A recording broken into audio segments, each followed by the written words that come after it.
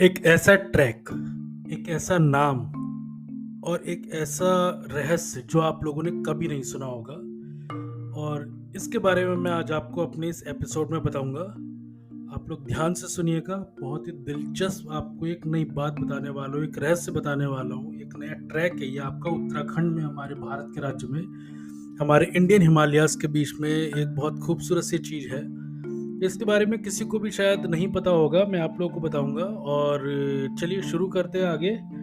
तो आप सभी लोगों का फिर से स्वागत है मेरे अपने मेरे चैनल में। और मेरा नाम उदित शर्मा है और मैं आपका अपना होस्ट। तो मैं आपको बताता हूँ सबसे पहले कि भारत की जो इस जगह पे है ना, आप उत्तराखंड में बोल सकते हो, इसमें त्रेता युग की एक ऐसी झील है, एक ऐसा लेक है जहाँ पे एक कौवे ने, जहाँ पे एक क्रो ने गरुड़ को सुनाई थी रामायण की कहानी। हाँ, हमारे रामायण महाभारत से जुड़ी बहुत सारी चीजें मिलती है।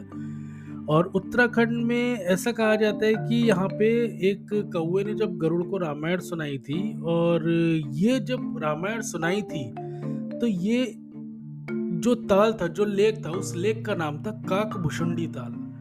ये नाम आपको सुन के बहुत अजीब लगेगा, सबको ही अजीब लगता है, लेकिन ये जगह एग्जिस्ट करती है आज भी, जो जोशीमठ से बहुत पास में है। जोशीमठ आपने सुना होगा, ये आपके औली और बद्रीनाथ के रास्ते में आपको पड़ता है। इस झील को इतना पवित्र माना जाता है कि यहाँ लोग अपने पाप धोने के लिए आते हैं। उत्तराखंड एक ऐसा राज्य है ना, जिसके कण कण में कोई ना कोई इतिहास छिपा ही हुआ है। यहाँ के ऊंचे पर्वत, चोटियों से लेकर रहस्यमय जगहों तक सब कुछ मौजूद है।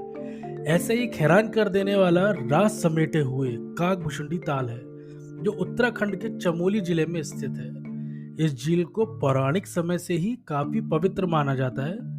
त्रेता युग से जुड़ी इस झील को लेकर कई रहस्य और मान्यताएं भी जुड़ी हुई है। यही वजह है कि स्थानीय लोग इस झील को लेकर काफी आस्था रखते हैं। पर्यटक भी इस झील में डुबकी लगाकर अपने पापों से मुक्ति पाने के लिए आते हैं। चलो, अब आपको मैं इस झील के बारे में बताता हूँ। सबसे पहले तो ये बताऊंगा कि ये झील कहाँ पे है।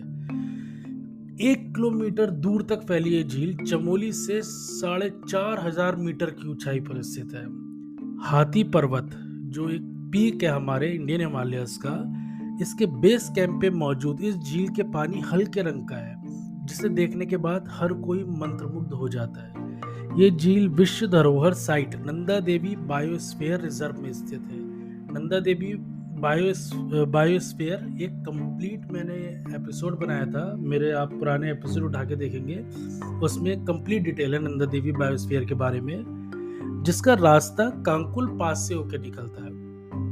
पास मींस दो चीजों को, दो हिमालय बेस कैंप को और डेस्टिनेशन को जोड़ने का जो बीच का जो रास्ता होता है हिमालय में, उसको पास बोला जाता है। अब रामायण काल से इसका इतिहास है। अब मैं आपको बताता हूँ कि ये झील इसलिए भी खास है क्योंकि इसका इतिहास रामायण काल से बताया जा रहा है। ऐसा माना जाता है कि रामायण के एक पात्र काकभुशुंडी ने यहाँ कौवे का रूप लेने के बाद गरुड़ को रामायण की कथा सुनाई थी। इसी वजह से झील को काफी पवित्र माना जाता है। कहा जाता है कि यहाँ नहाने से आपके सभी पाप धुल जाते हैं। अब इसके बारे में मैं आपको आगे और बताता हूँ कि ग्रंथों में भी इस बात का जिक्र है कि लोमेश ऋषि के श्राप से काकभुशुंडी कौवा बन गए थे, जिस वजह से उन्होंने अपना पूरा जीवन कौवे के रूप में ही गुजारा था। कहते हैं कि काकभुशुंडी ने वाल्मीकि से भी पहले गरुड़ को रामायण इसी झील पर सुनाई थी। और ये भी कहा जाता है जब राम मेघनाथ से युद्ध कर रहे थे तो उस दौरान भगवान को नागपाश से बांध दिया गया था। तब गरुड़ ने भगवान राम को मुक्त किया था। गरुड़ को उस दौरान उनके भगवान होने का एहसास हुआ है। जब वे ये जानने के लिए ब्रह्मा जी के पास पहुंचे तो उन्होंने गरुड़ को शिव जी के पास भेज दिया, और वहां से भगवान शिव ने गरुड़ को काकभुशुंडी के पास भेज दिया था। तब काकभुशुंडी द्वारा गरुड़ को रामायण कथा के बारे में पता चला था। कौवे मरने के लिए झील में आते हैं, यह आपको पता है? ये मैं आपको बताता हूँ कि ऐसा भी माना जाता है कि कौवे मरने के लिए झील की ओर आते हैं। आपको झील के चारों ओर कौवे के टूटे हुए पंख देखने को मिलेंगे, लेकिन यहाँ कभी किसी ने किसी कौवे को मरते हुए नहीं देखा। अब यहाँ पे आप पहुंच कैसे सकते हैं? अगर इस झील की खूबसूरती की महिमा के बारे में बताना चाहूंगा ना मैं आपको, तो मैं आपको बता दूं कि ये झील उत्तराखंड के जोशीमठ में है।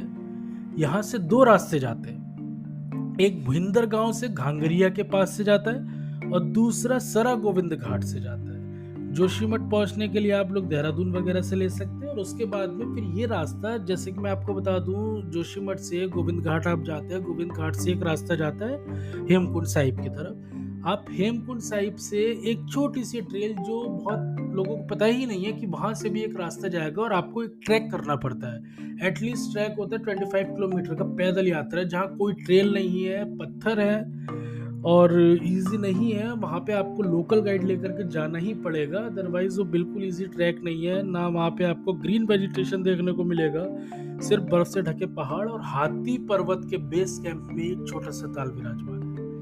तो आप लोग मुझे जरूर बताइए कि आपको ये एपिसोड कैसा लगा। ये रहस्य, ये कहानी और ये धर्म से जुड़ी हुई चीज़ें, हमारा उत्तराखंड, हमारा इंडियन हिमालय जो मैं आपके सामने रखता हूँ, ये मुझे बताइए कैसा लगा। मैं आपके लिए फिर से एक बहुत इंटरेस्टिंग कंटेंट लेकर के आऊँगा। आपका अपना host Udesh Sharma. Thank you so much.